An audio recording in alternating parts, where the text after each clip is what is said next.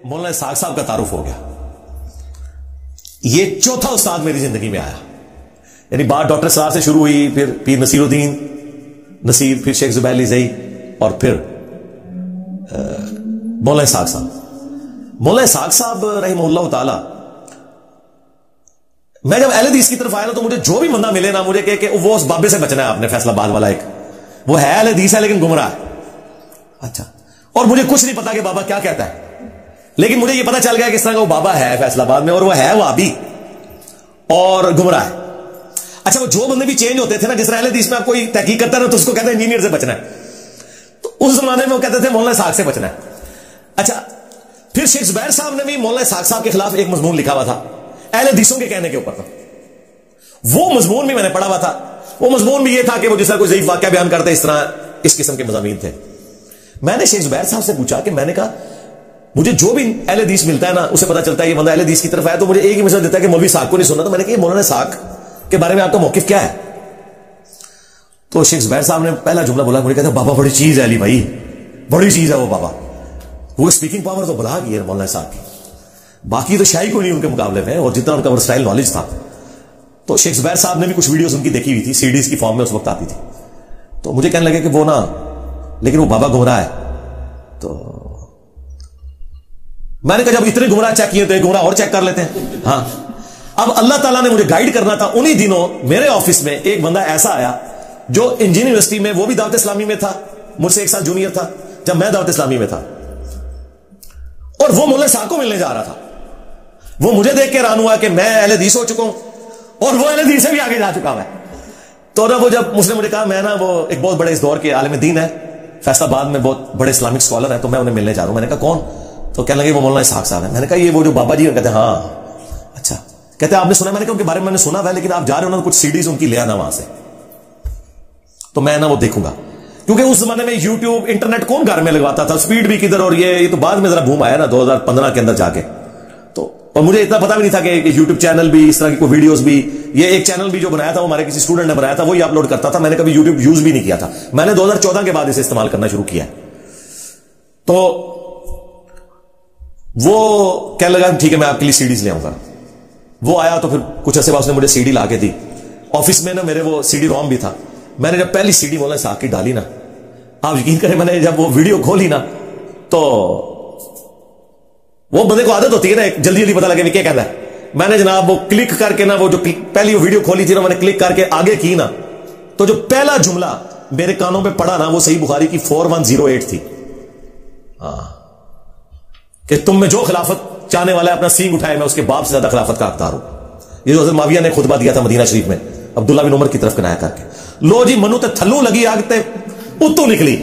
اچھا, اور وہ عربی باتیں پڑھ کے فل بدی اس طرح ترجمہ کرتے تھے جیسے ہم اتنی فل بدی پنجابی بھی نہیں بول سکتے جتنی وہ پنجابی وہ بولتے تھے, اور اپروپریٹ ورڈز یوز کرتے تھے. میں نے جناب اتنی سی ڈی روک لی. میں جناب بخاری شریف کھول کے نا, میں نے مکتبۃ الشاملہ کھولا تو 4108 ڈالی میں نے, اور وہ حدیث میرے سامنے آئی. میں کہا میں آگے جانا ہے. میں سیدھا ٹھک فون ملایا شیخ زبیر صاحب کو. میں نے کہا مجھے بتائیں اگر کوئی شخص یہ کہے کہ میں حضرت عمر سے زیادہ خلافت کا حقدار ہوں, ٹھیک ہے, تو مجھے کہنے لگے کون گستاخ ہے جس نے بات کی ہے؟ میں نے کہا یہ معاویہ بن ابی سفیان رضی اللہ تعالیٰ عنہ. اور نہیں علی بھائی ہو ہی نہیں سکتا. میں نے کہا بخاری میں لکھا. کہتے ہیں میں اتنے سال سے بخاری پڑھا رہا ہوں. وہ بخاری تو پڑھا رہے تھے نا. اچھا, ان شیخ زبیر صاحب کی بخاری میرے سے کھل گئی, ٹھیک ہے. اچھا, میں نے کہا لکھا ہوا بخاری میں, آپ چیک کریں. اچھا خیر, میں آفس کی گاڑی میں واپس جا رہا تو مجھے شیخ زبیر صاحب کی کہا, مجھے کہتا ہے بھائی واقعی لکھا ہوا یار, کتنا گستاخ تھا یار یہ, اس نے حضرت عمر کی گستاخی کی ہے. ٹون ہی بدل گئی شیخ زبیر صاحب کی, اس لینگویج میں نا وہ بات کرنا شروع ہو گئی. تو میں نے کہا شیخ صاحب یہ سارا مسئلہ مجھے تو لگتا ہے ادھر سے ہی سارا خراب ہوا ہے. تو مجھے کہتے ہیں علی بھائی آپ کو پتا ہے حضرت معاویہ دور میں تو ممبروں پہ حضرت علی پہ سب و شتم بھی ہوتا تھا. اب یہ دوسری بات تھی جو شیخ زبیر صاحب مجھے خود بتا رہے ہیں. میں نے کہا اچھا. تو وہ کہتے ہیں دیکھیں نا, اس لیے تو سنی علماء کہتے ہیں بس ثابت ہونے کی وجہ سے احترام کرنا ہے, باقی تو. اور مجھے کہتے ہیں یار وہ تو حدیث بہت خطرناک ہے علی بھائی. میں نے کہا کون سی؟ وہ تقتل الفئۃ الباغیہ یدعوهم الی اللہ ویدعونہ الی النار. اچھا, میں نے کہا وہ کہتے ہیں وہ جو عمار کو باغی جماعت قتل کرے گی. میں نے کہا شیخ صاحب سے, میں نے کہا یہ تو میں نے 2002-3 میں حدیث پڑھی ہوئی ہے, عمار کو باغی جماعت قتل کرے گی. میں نے کہا وہ تو حضرت علی حق پہ تھے, مخالف جماعت جو ہے وہ باغی تھی. وہ کہتے ہیں نہیں جو اگلے الفاظ ہیں. اچھا, وہ اگلے الفاظ میرے سے بھی اوور لک تھے. مجھے اتنا پتا تھا کہ عمار کو باغی جماعت قتل کرے گی. کیونکہ مسلم میں اتنی حدیث ہے، بخاری میں نا، مجھے کہتے ہیں جو اگلے الفاظ ہے وہ بہت خطرناک ہے کہ مار انہیں جنت کی طرف بلائے گا اور جماعت جہنم کی طرف بلائے گی. اچھا جب یہ انہوں نے بات کی نا تو میں نے کہا ہو یہ پوری گیم مجھے سمجھ آ گئی ہے یہ مسئلہ کیا ہے. ٹھیک ہے، پھر تو یہ 2 حدیثیں انہوں نے مجھے بتائی، پھر میں انہیں حدیثیں بتایا کرتا تھا کہ اے بھی لکھی جائے، اے بھی لکھی جائے، اے بھی لکھی جائے. ٹھیک ہے، تو پھر مولانا اسحاق صاحب کی وہ سیڈیز آئیں تو اس میں وہ خلافت کے وہ 12 لیکچر بھی تھے ان کے پنجابی والے، حضرت عمر کی شہادت سے لے کے حضرت حسین کی شہادت تک. وہ یقین کریں میں نے 2 راتیں جاگ کے وہ میں نے ختم کر دیے لیکچر. تو میری حالت تھی کہ میں اڈا تے میں مولانا صاحب کو پہنچ جاؤں. ٹھیک ہے، اچھا خیر یہ ساری چیزیں میں نے پھر نا اسی دوران میں نے وہ ویڈیوز میں بھی یہ چیزیں کچھ ریکارڈ کریں. 2011 10 دسمبر کو حسینیت اور یزیدیت کا تحقیقی جائزہ، اس دوران میں مولانا صاحب کے لیکچرز دیکھ چکا ہوا تھا اور مجھے پتا چل گیا کہ یار یہ مولوی صاحب تو یہ تو کوئی بکری شے ہے، یہ اگلا سٹاپ ہمارا مولوی صاحب ہے. اچھا وہ جب میرا لیکچر ریکارڈ ہوا نا اس وقت تک ہماری یوٹیوب کی ویورشپ جو ہے نا زیادہ سے زیادہ 100 150 133 95 80 70 ہوتی تھی. ظاہر مجھے کسی پلیٹ فارم نے لانچ کرنا تھا تو میں نے لانچ ہونا تھا نا، خود کیا بندے نے لانچ ہونا ہے. میرا یہ حسینیت اور یزیدیت والا لیکچر جب اپلوڈ ہوا نا 10 دسمبر 2011 کو ریکارڈ ہوا تو یہ لیکچر ہر اس بندے نے دیکھ لیا جس کو نہیں دیکھنا چاہیے تھا، یعنی اہل حدیثوں کے مولوی. اور وہ 2-3 مہینے میں 5000 کراس کر گیا. اب تو 2-3 منٹ میں ہماری ویڈیو 5000 کراس کر جاتی ہے. تو ان 5000 میں وہ سارے ٹوٹل اہل حدیث اتنے ہی ہوں گے کوئی تھوڑا بہت سمجھ رکھنے والے ہیں، انہیں سارا دیکھ لیا وہ سارے شیخ زبیر صاحب سے مغد، اور پھر وہ آپ کڑی جوڑ لیں. اچھا وہ سی ڈی نہ کسی نے مولانا اسحاق صاحب کو بھجوائی یوٹیوب سے ڈاؤن لوڈ کر کے. مولانا اسحاق صاحب نے وہ لیکچر دیکھ لیا میرا نا حسینیت اور یزیدیت کا تحقیقی جائزہ. مولانا اسحاق صاحب کو کسی اسٹوڈنٹ نے باہر سے فون کر کے کہا کہ مولانا آپ کے جو اسٹوڈنٹ ہے نا اس نے تو ایک لیکچر میں سب کچھ ریکارڈ کرا دیا جو آپ نے 12 لیکچروں میں ریکارڈ کرایا ہوا ہے بڑے طریقے سے، اور اردو میں کرایا، آپ کے تو پنجابی میں تھے. تو مولانا اسحاق صاحب نے کہا کہ وہ دسو منڈا کیڑا ہے. حالانکہ میں کوئی شاگرد نہیں تھا ان کا اس وقت، میری کو ملاقات تھی، ہاں ویژول شاگرد تھا کہ میں نے ویڈیو سے لرن کیا تھا، کچھ میری اپنی بھی تحقیق تھی. تو میں نے نا مولانا اسحاق صاحب نے مجھے پیغام بھجوایا ایک بندے کے تھرو کہ علی کو مجھے آ کے ملے فیصلہ بات نا. تو میں نے کہا ٹھیک ہے، کوئی بھی چھٹی آئی تو میں، کیونکہ ویکینڈ پہ تو میں نے جیلم جانا ہوتا تھا، کوئی ویکینڈ سے علاوہ کوئی چھٹی آئی تو میں جاؤں گا. بائی چانس انہی دنوں میرا 23 مارچ 2012 23 مارچ کی یوم پاکستان کی چھٹی ہوا کرتی تھی اور وہ جمعے کے دن آ گیا. 3 چھٹیاں ہوگی ہماری، جمعہ ہفتہ اتوار. تو میں نے کہا چلو یہ جمعے کی چھٹی ہے، ہفتہ اتوار جیلم گزاریں گے.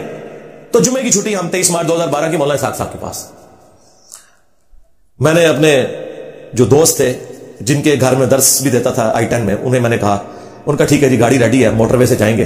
اور ثاقب اکبر صاحب کے پاس بھی ان دوران میں شیعہ کے پاس بھی جاننا شروع ہو گیا، لیکن ثاقب اکبر صاحب جو اتحاد امت پہ کام کرنے والے شیعہ، وہ رافضی ٹائپ نہیں، اس طرح کے شیعہ نہیں، رحمہ اللہ تعالی.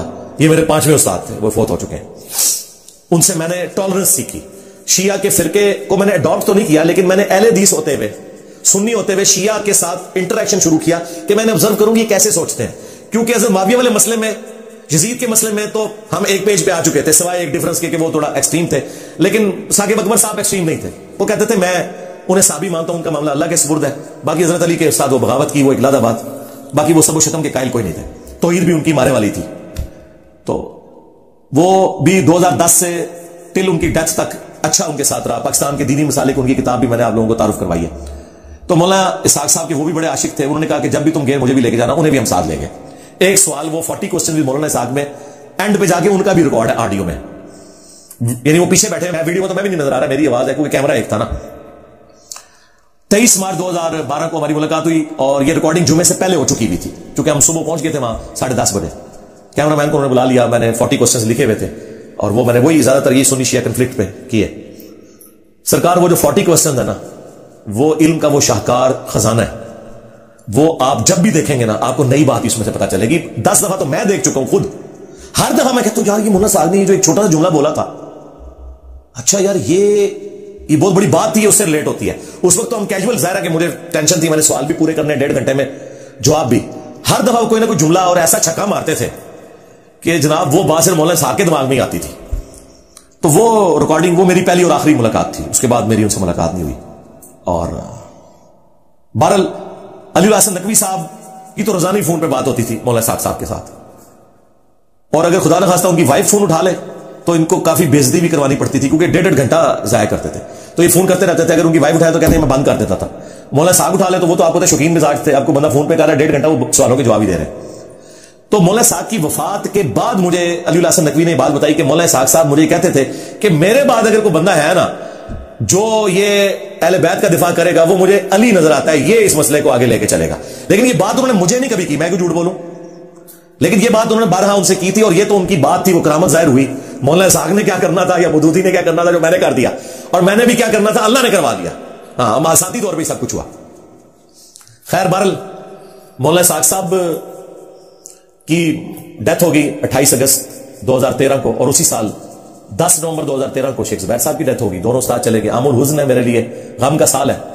دونوں کے جنازوں میں بھی شامل ہوا, وفات تک یعنی وہ قبرستان دفنانے تک شریک رہا, اور دونوں دفعہ علی نقوی کو بھی میں ساتھ لے کے گیا.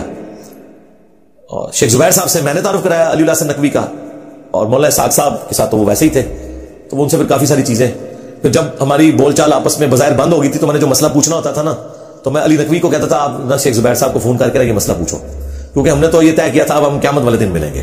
اور یہ ساری نوست یہ اہل حدیث مولویوں کی وجہ سے تھی, کیونکہ وہ انہیں تنگ کرتے تھے, تو وہ جان اسی طرح ہی چھڑا سکتے تھے کہ میرا اس سے کوئی رابطہ نہیں ہے, اور واقعی وہ رابطہ کرتے بھی نہیں تھے.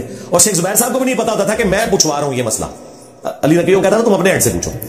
بہرحال یہ سارے معاملات اس حوالے سے چلتے رہے. مولانا اسحاق صاحب سے جب میں مل کے نکلا نا, تو میں یہ نہیں کہتا ہوں کہ 2012 میں 23 مارچ سے پہلے جو انجینئر محمد علی مرزا تھا نا, اور 2012 23 مارچ کے بعد کا جو انجینئر محمد علی مرزا ہے, زمین و آسمان کا فرق ہے. مولانا اسحاق صاحب سے میں نے 2 ایسی چیزیں سیکھی ہیں جو کسی اور نے نہیں مجھے سکھائی. ایک تو یہ کہ بیٹا جس سے بھی اختلاف ہو جائے اسے کافر نہیں کہنا, علمی اختلاف کر لینا ہے. اور دوسرا نماز ساروں کے پیچھے پڑھنی ہے. یہ میں ٹیکنیکلی قائل ہوا, ورنہ جتنا عرصہ میں بریلوی تھا میں اہل حدیثوں کے پیچھے نماز نہیں پڑھتا تھا, اور جب کٹر اس طرف گیا تو میں بریلویوں کے پیچھے نمازیں پڑھنا چھوڑ گیا تھا. کہیں مجبوراً ہو جائے تو پڑھ لیا, ادروائز میں نہیں پڑھتا تھا. لیکن مولانا صاحب نے میرا یہ عقدہ حل کیا, اور یعنی یہ ہمارے وہ آخری استاد جن تک ہم پہنچے, جن سے یعنی علم حاصل کیا. اور یہ 5 کے 5 استاد جو میرے ہیں, یہ آپ سمجھ لیں پنجتن باغ کی نسبت میں یعنی ان کی نسبت سے میرے بھی 5 استاد ہیں. ڈاکٹر اسرار صاحب, پیر نصیر الدین صاحب, اور اس کے بعد شیخ زبیر علی زئی صاحب, اور ثاقب اکبر صاحب, اور مولانا اسحاق صاحب رحمہم اللہ اجمعین ورضی اللہ عنہم اجمعین وعلیہم السلام اجمعین آمین. ہم تو دعا ہی کر سکتے ہیں جی آج کے اس دن 100 نمبر پبلک سیشن میں, جہاں اپنے اسٹوڈنٹس کو یاد کیا جو فوت ہو چکے ہیں, تو اپنے استادوں کو بھی یاد کرنا چاہیے. میں تو روزانہ انہیں دعاؤں میں یاد رکھتا ہوں, اور ان کی تعلیمات ویڈیوز کی شکل میں جتنی تھیں وہ اللہ کا شکر ہے استفادہ ہے, ہم نے ویلیو ایڈیشن کر کے ان کو مزید بہتر انداز میں لوگوں تک پہنچایا. تو یہ فرقہ واریت کا بند بھی ٹوٹ گیا مولانا اسحاق صاحب کی وجہ سے, ٹالرنس بھی آ گئی, اور یہ والے مسائل بھی کلیئر ہو گئے. فرقہ وارانہ جو ایک ایشو تھا سنی شیعہ کنفلکٹ پہ, جتنا بڑا کام مولانا اسحاق نے کیا ہے اسلامک ہسٹری میں کسی نے نہیں کیا میرے علم کی حد تک. مولانا مودودی نے بھی ایک خاص حصے کو پکڑا نا خلافت و ملوکیت, لیکن باقی زیادہ تر مسائل ہمارے حل کیے ہیں مولانا اسحاق صاحب نے. اور انہوں نے یہ سارا جو بند ہے نا سنی شیعہ دراڑ جو ہے یہ فل کی, اور پھر جس طریقے سے ہم نے اس کو لوگوں کے سامنے پریزنٹ کیا ہے وہ الحمدللہ ایک سمجھ لیں بلیک اینڈ وائٹ میں 2+2=4 میتھمیٹیکلی ایک ایک چیز لوگوں کے سامنے آ گئی. بل مجھے اس بات کی خوشی ہے کہ میری ویڈیوز جب ریکارڈ ہونی شروع ہوئی ہیں اکتوبر 2010 میں پراپرلی, اس سے پہلے کا دکا ویڈیوز تھیں جو قرآن کلاسز ہیں 2010 سے شروع ہوئی ہیں, اور پھر اسی میں سے آگے سارا سلسلہ. تو میں نے آپ 2010 کی میری جو اکتوبر 2010 کی پہلی قرآن کلاس ہے اس میں بھی دیکھیں میں نے فرقہ واریت کے خلاف بولا ہوا. تو یعنی اس دعوت کے پلیٹ فارم سے جب بھی بات کی کسی فرقے کو سپورٹ نہیں کی. البتہ پہلے دن بھی کہتا تھا کہ میں اہل حدیث کے منہج کو سب سے بہتر سمجھتا ہوں, آج بھی کہتا ہوں, باوجود اس کے کہ مجھے سب سے زیادہ تکلیفیں ان سے اٹھانی پڑی. شروع میں سب سے زیادہ تکلیفیں بریلویوں سے اٹھانی پڑی, لیکن آج بھی میں بریلوی, دیوبندی, اہل حدیث, شیعہ سب کو مسلمان سمجھتا ہوں. علمی اختلاف اپنی جگہ, قادیانیوں کو ہم کافر سمجھتے ہیں, نصیریہ کو کافر سمجھتے ہیں, لیکن باقی جتنے مسلمانوں کے فرقے ہیں ان کو ہم الحمدللہ مسلمان سمجھتے ہیں اور علمی اختلاف کرتے ہیں, لیکن نفرت نہیں کرتے. جب کبھی کوئی بڑا عالم آ جائے میں اس کے پیچھے نماز پڑھتا ہوں. ہماری اکیڈمی میں بھی آئے اسے امامت پہ کھڑا کرتے ہیں کہ بھائی آپ پڑھائیں نماز, ہمیں کوئی آر نہیں سوالے سے, ہماری نماز ہو جاتی ہے بھائی, آپ کی ہمارے پیچھے ہو یا نہ ہو ہماری آپ کے پیچھے ہو جائے گی, کیونکہ ہم تو ان پہ ترس کھاتے ہیں, بیچاروں کو پتہ ہی نہیں ہے یہ کنویں کے مینڈک ہے. میں اس چیز کو سمجھ سکتا ہوں کیونکہ میں 5 سال انجینئرنگ یونیورسٹی میں نے ایک نماز بھی جماعت سے نہیں پڑھی مسجد میں, کیونکہ دیوبندی امام تھا, اور ویسے میں مسافر ہوتا تھا تو میں نماز اپنی ہی پڑھتا تھا. مسجد میں پڑھنی ہے تو الگ سے اپنے 2 فرض پڑھنے ہیں, کمرے میں پڑھنی ہے تو اپنی علاقہ سے پڑھنی ہے, جماعت بھی کرانی ہے تو اپنی جماعت کرانی ہے. اتنا کٹر تھا میں, لیکن جب کٹر ٹوٹا تو یہ بات سمجھ آئی کہ یار یہ سارا فراڈ ہی چل رہا تھا. اللہ کا شکر ہے ایک ایک کر کے یہ سارے معاملات اللہ تعالیٰ نے عقدے حل کیے، اور اس دعوت حق کو اللہ تعالیٰ نے یہ پذیرائی دی سوشل میڈیا کی برکت سے۔ 2015 تک تو میری جتنی ویڈیوز ریکارڈ ہوئی ہیں درجنوں، کبھی کسی مولوی کی میں نے تصویر نہیں لگائی تھی، تھم نیل بھی نہیں ہوتا تھا، تھم نیل تو ہم نے 2017 میں بنانے شروع کیے، اس سے پہلے 9 سال ویڈیوز ریکارڈ ہو چکی ہوئی تھی، سینکڑوں ویڈیوز۔ یہ تو جب مولوی 2015 میں میرے سامنے آئے اور انہوں نے بھائی نے مجھے للکارا تو پھر ان کے اوپر میں نے اکا دکا کلپ شروع کیے اور پھر زیادہ ہنگامہ کھڑا کیا انہوں نے۔ پہلے تو انہیں سمجھ نہیں آئی نا کہ یہ کیا ہونے جا رہا ہے، لیکن جب ان کا ٹائٹینک ڈوب گیا تو انہیں پتا چلا کہ تمہارے ساتھ بہت کچھ ہو گیا، اب تو یہ جو مرضی کریں، اب تو میرا چیلنج ہے یہ قرآن و حدیث میں بیان کریں گے نا تب بھی لوگ کہیں گے پہلے دیکھیں گے پھر مانیں گے کیونکہ تم لوگ جھوٹے ہو۔ اب ان کی کریڈیبلٹی کا حال یہ ہو چکا ہے، تو اب یہ جتنا مرضی چیخیں، ان کے ساتھ جو ہونا تھا وہ ہو گیا۔ اور آخر میں وہ بات کروں گا جو اکثر میں اپنے ان قریبی دوستوں سے کرتا ہوں جو ہمیں سمجھاتے تھے کہ ہاتھ ہلا رکھو 3 معاملات میں۔ ایک عقیدہ توحید پہ میری 0 ٹالرنس رہی ہے، نہ میں نے کوئی پچھلا چھوڑا نہ کوئی اگلا چھوڑا۔ نمبر 2، بابوں کا میں دشمن ہوں اس وجہ سے کہ انہوں نے رسول اللہ کی مخالفت کی، ان کی تعلیمات، ان کا تو دشمن نہیں، ان کی تعلیمات کا جو ہم تک پہنچی، ان کا معاملہ اللہ کے سپرد۔ اور بابوں سے مراد وہ ہیں جو غدار باب ہیں، ان سے مراد بخاری مسلم نہیں ہے جنہوں نے رسول اللہ کے ساتھ وفاداری کی ہے صلی اللہ علیہ وسلم۔ ان کو لے کے تو ہم چل رہے ہیں، ان کی تو کتابیں احترام سے رکھی ہوئی ہیں۔ اور تیسری چیز بنو امیہ، لوگ سمجھتے تھے کہ یہ ٹاپک ہماری دعوت کو نقصان پہنچائے گا۔ آج دیکھ لیں دنیا میں جتنے لوگ ہمارے اس دعوت حق کی وجہ سے رسول اللہ کے ساتھ اٹیچ ہوئے ہیں، میرے ساتھ نہیں، کیونکہ نہ تو میری کوئی چندہ بک، نہ کوئی مسجد، نہ کوئی مدرسہ، نہ کوئی فرقہ، نبی اسلام کے ساتھ جو لوگ اٹیچ ہوئے ہیں اس دعوت حق کی برکت سے،